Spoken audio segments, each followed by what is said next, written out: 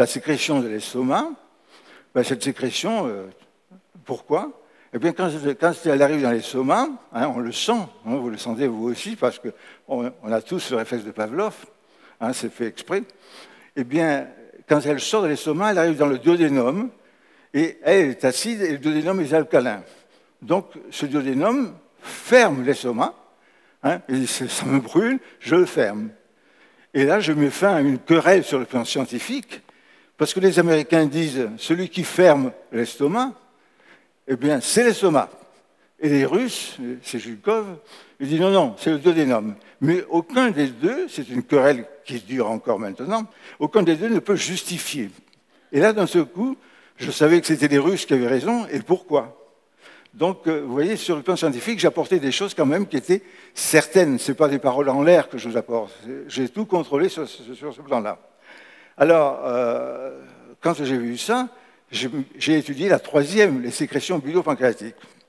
Et alors, j'ai eu l'habitude, si vous voulez, je cherchais, donc je parlais avec mes patients, ils me racontaient, et quand ils venaient me voir, ils avaient l'appendice, et ils me disaient, vous savez, si j'ai l'habitude de manger à 8 heures, il ne faut pas que je mange à 8h30, parce qu'à 8h30, j'ai plus faim, je mange, ça passe pas, tout ça. Ils avaient de l'aérophagie, ils avaient des ballonnements qui se déclenchaient, ça durait 25 minutes. Et d'un seul coup, je me suis rendu compte que la petite sécrétion de M. Pavlov, ces sécrétions de bile et pancréatique, donc qui sont énormes, si vous voulez, cette petite goutte, elle mettait 25 minutes pour arriver dans le sécom. Et naturellement, elle est visqueuse, parce que la bile, hein, c'est visqueux, vous l'avez senti aussi à certains moments. Donc, elle glisse, elle descend, et elle pénètre, si vous voulez, dans l'appendice, qui est 3 cm plus bas. Et cet appendice, curieusement, il est toujours vide. Et quand les scientifiques ont vu que cet appendice était vide, un petit boyau digestif qui est vide, ben, il ne sert à rien. Et en réalité, c'est fait exprès. La nature a fait exprès pour que cette petite sécrétion, finalement, eh bien, elle puisse pénétrer, parce qu'il était plein de matière, elle ne pouvait pas rentrer, elle va glisser.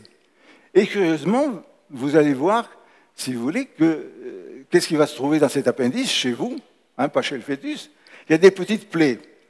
C'est comme si vous aviez un petit taft et que vous mangez une salade avec un peu de vinaigre. Donc cet appendice va être agressé par cette sécrétion puisqu'il a des plaies, et à ce moment-là, il déclenche ces manifestations. Il va vous provoquer de l'aérophagie, du ballonnement, d'un seul coup.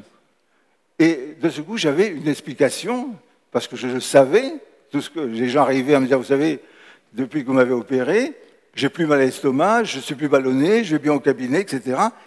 Mais pourquoi? J'avais aucune explication à leur donner. Et c'est pour ça que j'ai cherché l'explication.